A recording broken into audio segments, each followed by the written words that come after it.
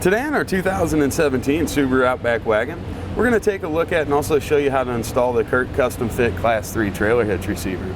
This offers the 2" by 2" opening. Its part number is C13206. Now here's what our hitch is going to look like installed. It's going to have a nice look to it, kind of rounded coming around to our side plates. We follow that into the middle. That's where our receiver tube opening is going to be. Now this is 2" by 2". It's a Class 3 hitch, so tons of accessories out there available, bike racks, ball mounts, hitch cargo carriers. Should be able to work with them all as long as those are rated for Class 3. Safety chain connection points come around here at the bottom. You can see our oval shaped hole. Should be plenty of room there for whatever style of chain you're going to be connecting. And then for securing our items, we've got our 5/8 diameter pinhole. Now we want to use Class 3 rated accessories, and it looks like whether you're going to use a pin and clip, maybe a locking hitch pin, or even anti-rattle device, should have plenty of room there to make that happen. I also like the reinforcement collar around the end here. It's got that flush look. Sits about even with the edge of the bumper, so we're not going to have to worry about bumping into it. Now the hitch itself is going to offer a 600-pound tongue weight rating, so that's the maximum downward force we can put here at the receiver tube opening, and it gives us a 4,000-pound gross trailer weight rating. That's the total weight of our trailer and anything that we might load up on it. Now we need to look at the owner's manual of the Outback. We need to see what its tow rating is, and we can go off of whichever of those numbers are the lowest. Now the hitch is not rated for use with weight distribution, and with that being said, CURT will recommend the use of a stabilization strap when we're hauling non-wheel loads, so cargo carriers, bike racks, things like that. Now a couple measurements that'll be helpful when selecting your ball mount, bike rack, or hitch cargo carrier will be from the ground to the inside top edge of the receiver tube opening. We've got about 15¼ inches. Then from the center of our hitch pin hole to the outermost edge of our bumper, it's going to be around 2¼ inches. Now the first thing we need to do is get our exhaust lowered down and out of the way. Now this is a single outlet exhaust, so we're just going to have 3 hangers. We've got one that's located right here at the rear corner, kind of to the inside of the car. And then right caddy corner, there's going to be one right up here. And then if we'll follow the pipe forward a little bit, there's one right in front of this rear differential. Now before we start pulling those, what I like to do is just put a strap underneath the exhaust here. That's going to offer us some support, so as we remove those hangers, this will support it, and then we can gently lower it down as much as we want. Now the next thing we're going to do is start pulling those hangers down. I like to use some spray lubricant on them. This is just going to help them slide off a little bit easier. Then a large screwdriver or a pry bar is really what you're going to need. We'll just kind of slide those off. Do that for our other 2 locations. If you have a dual exhaust, you're just going to repeat the same process, but it'll be over on the passenger side.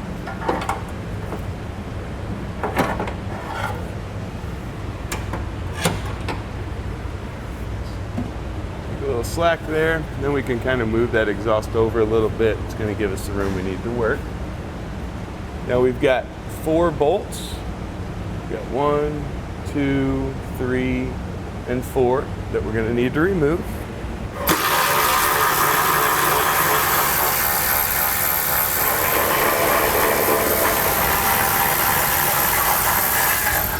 All right, well, we can set these aside for reinstallation later. Now we're going to pull the plugs out of the bottom of the frame rail. That's going to expose one of the holes here that we're going to enlarge. And then the one here in the rear is going to be one of our attachment points once we get our bolt fish wired down through. Now the first thing we need to do is enlarge this hole located here in the front. That's what we're going to use to slide all of our hardware in. We're going to create that to be our access hole. Now you can use a grinder and kind of round it out on each side. What I like to use is a step bit. This is going to allow us just to kind of slowly enlarge the hole as we go. And it'll keep it kind of more uniform looking.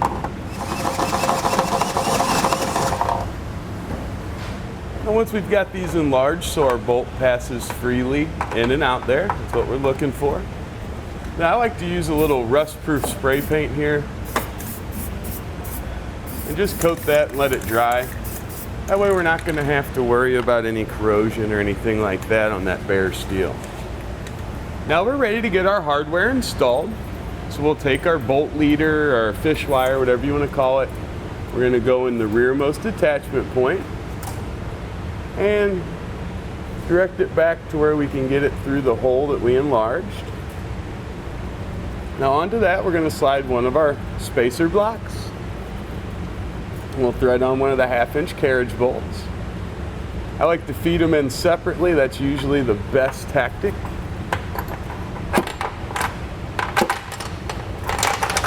And then we'll bring them right back out of that rear location. We'll go do the exact same thing for our passenger side. Now with the help of an extra set of hands, we'll guide our hitch up over the bolt that we installed. And we're going to thread on our flange nut. Once we've got that started on each side, that's going to support our hitch. Now we're just going to snug each side down a little bit, and that'll allow us to use our hitch as a template to drill our forward mounting locations out.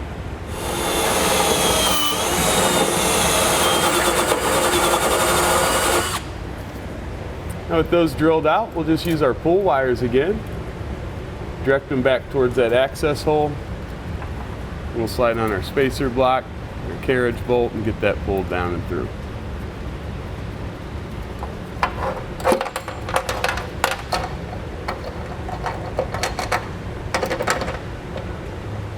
We'll thread our flange nut up on there and repeat that same process for our passenger side. Now we'll get those snugged down.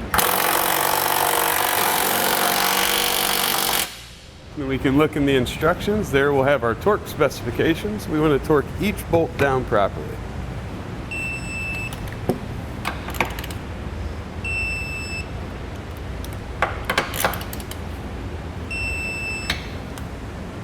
Now we're going to get our heat shield trimmed here. Basically we just want to come up this ridge just past that, I'll call it the second little channel that runs through, and then right up to the side. This is a pretty thin piece of metal, so you can use just 10 snips or whatever you've got there to cut it.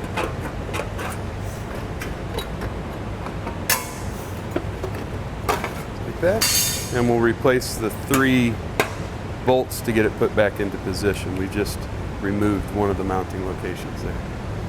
Now we'll just place it back up in place, line up the weld nuts, and thread our hardware back in, and then just tighten it down.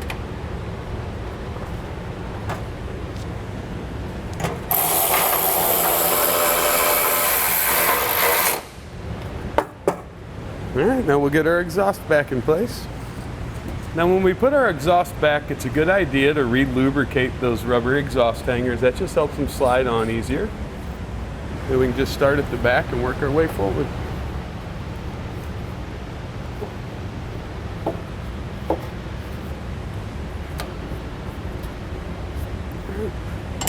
Pull down our safety strap there, and our hitch is going to be ready for use. And that's going to complete our installation of the CURT Custom Fit Class 3 trailer hitch receiver, part number C13206 on our 2017 Subaru Outback Wagon. Click the link below to shop, learn more, or visit us at etrailer.com.